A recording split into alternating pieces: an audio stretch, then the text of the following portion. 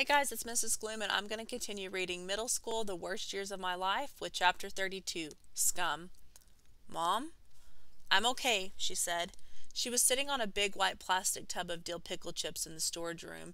Giant containers of everything on the menu were kept back there. If you got stuck in that room, you'd never, ever starve. I didn't mean to make you cry, I said. Come over here, Rafe. She patted the empty pickle tub next to hers, just as Swifty stuck his head in the door. Actually, his name is Fred, but there was already a place called Fred's Diner on the other side of town. Jules, I don't mean to be a hard guy, but we're kind of busy out there, he said. I'll be right there, she told him. Promise. Great. Now it was Bear, Swifty, and me, all giving Mom a hard time. That's not a list I wanted to be on. We never did finish our chat about Leonardo, Mom said. I want you to know that I know you've been talking to him again. I don't have to, I told her right away. I can stop. No, honey, she said. I've been thinking about this. We all talk to people who aren't there. All the time, with texting and computers and even answering machines. Artists talk to their muses for inspiration. Some people even talk to themselves. That's true, I said. Sometimes I could hear Mom out in the garage when she was painting, talking even though nobody was there. So why wouldn't you be able to talk to Leo if you want to, she said. Besides, it's not Leo I'm worried about. It's you. I'm okay, I insisted. Are you? She asked, looking at me in that mom way. Sweetie, you've been getting into so much trouble at school lately. I just don't understand. I know it's been a tough year and I haven't been around much, but... And then she started crying all over again. On her birthday, because of me. I've never felt like a bigger piece of scum than I did right then. Just one big slice of loser meat on toast. So much for me being a good person. Chapter 33. How hard could it be? After what happened last night, I knew I had to put the game on hold. No more breaking the rules on purpose. No more Operation Rafe for the time being. No Zoom for sale and no fighting with Bear either. If I couldn't be good, I could at least try to be a normal person for a while. I mean, how hard could it be? You're going to regret this, Leo told me. Besides, Jules doesn't want you to be normal. She just wants you to be yourself. Doesn't she say that all the time? Yeah, well, my self-made his mother cry tonight, I said. I'm just going to lie low for a while, that's all, just till things get better around here. Sure, Leo said. Right after you win the lottery and Jules turns into a famous artist and Georgia has a personality transplant and Bear gets amnesia and never comes home. Forget it, dude. You're living in a fantasy world. Look who's talking, I said. And that's another thing, Leo told me. What am I supposed to do while you're off being Mr. Normal? I don't know, I said. What do imaginary people do in their spare time? Leo yawned. I mean, it's not like I'm going anywhere. You can still talk to me. We just won't be playing the game. But we're only getting started here, he said. You can't quit now. I'm not quitting, I told him. I'm taking a time out. For how long? I don't know, I said. We're just going to have to wait and see, okay? But Leo didn't say anything. Okay? Still nothing. Leo? My whole room suddenly felt kind of empty. I've never seen Leo mad before, but I think that's what was going on now. Leo the Silent was giving me the silent treatment. Chapter 34, Normal.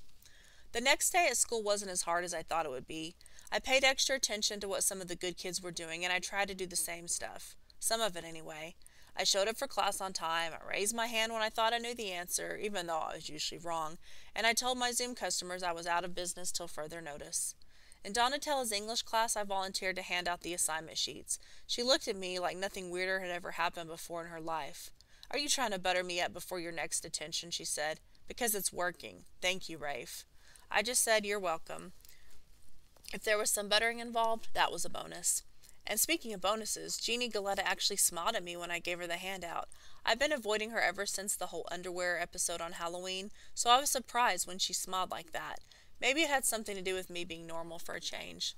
In fact, it seemed the only people who didn't like me this way were Leo, no surprise, and Allison Prouty, who kept looking at me like I was running her career as Hills Village Middle School's #1 kiss-up. The English assignment was a vocabulary exercise. It was all about abstract nouns, or things that aren't things, as Donatella called them. The list had words like contentment, prosperity, fortitude, vastness, and stuff like that. We were supposed to work in groups to find pictures that represented what the words meant to us. It made me think about how Donatello and my mom totally hang out. They were both into that artsy stuff. I wasn't in Jeannie's group, unfortunately, but I was still being normal Rafe, so I volunteered to be the recorder for my group. Matt Birmingham and Melinda Truitt printed pictures from the computer, and Chance Freeman looked through a bunch of magazines Donatello had brought in. I cut out the stuff they found and put it all together in a big collage kind of thing. I made the pictures fit up against each other like puzzle pieces and spelled out the vocab words with our letters from magazines. When Donatella came around to check everyone's work, she stopped and looked at ours for a long time. "This is very creative," she said. "Very organic." All I know about organic is that it's the disgusting plain yogurt Mom keeps in the fridge at home, but I'm pretty sure Donatella meant this was a good thing. Nobody in the group gave me credit for the idea either, but I didn't even care. I knew she was talking to me. So that's what normal felt like.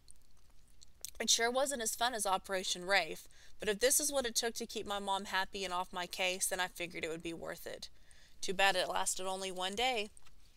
Chapter 35. Miller Strikes Again. If you've been reading carefully, you probably noticed a kind of pattern in my life. Just when things seem to be going okay, blah, blah, blah. So there I was in my locker, feeling pretty good about how the day had gone and getting ready to go home. I had half of my stuff in my backpack and the other half in my hand when I turned around right into a big pile of Miller. In the future, when it's possible to have extra eyes installed in the back of your head, I'm definitely going to be first in line. He stuck out his foot, put a hand on my back, and pushed. I went down hard, along with all my stuff. "Careful," Miller said. "You might trip and fall." "Yeah," I said. "You're a regular baby Einstein." "Right," he said, like he thought I was serious. "You ready for the meeting?" "What meeting?" "My fist, your face," he said, and pointed outside. "Come on, once and for all, dirtbag." I was getting tired of this. Way past tired. Maybe dangerously past it. "Listen, Miller," I said, "I already told you. I'm not trying to prove anything, and even if I was before, I'm done, okay? So just back off." But he wasn't listening anymore. "What's this?" He bent down and picked something off the floor. It was my Operation Rafe notebook. I hadn't even realized it had come out of my backpack until then. "It's nothing," I said. "Give it back." Miller had already opened it to the first page. "Operation Rafe?" he said. "What are you, 6 years old?" "I told you it's nothing," I said. I reached out, but he pulled it away. "If it's nothing, why do you look like you're going to wet your pants?" Miller said. I couldn't believe this was happening. This was supposed to be normal, day one, and all of a sudden, it was like Worst Nightmare, part 13. Miller was flipping through the pages, looking at everything I'd written, and smiling like he'd found a box of money. And that's when I saw it happen. Miller, the killer, had just gotten himself an idea. You could see it on his face. It was like watching a caveman stand up on his own 2 feet for the first time. "Here you go," he said. He ripped the cover right off the notebook and handed it to me. "That much is free. The rest is $1. What was I going to do? Take him down with paper cuts? "Fine," I said. I took out one of the $2 out of my pocket. "Here, now give it to me." But all he did was tear off the first page and hand it over. "What?" he said. "You thought it was $1 for the whole thing? What do you think I am, some kind of idiot?" "Attention, do not answer that question. I repeat, do not answer that question." "Come on, Miller," I said, not answering the question. "Come on, Miller," he said in this little squeaky voice, like that's how I sounded. "I don't have the money for all that," I told him. I'd practically filled up the notebook, and there was something like 70 pages in there. Miller just shrugged, folded it in half, and shoved it under his arm. "You can take your time," he said, walking away. $1 a page, Cacciatorian, unless the price goes up, which it might. I kind of felt like it already had. So much for normal.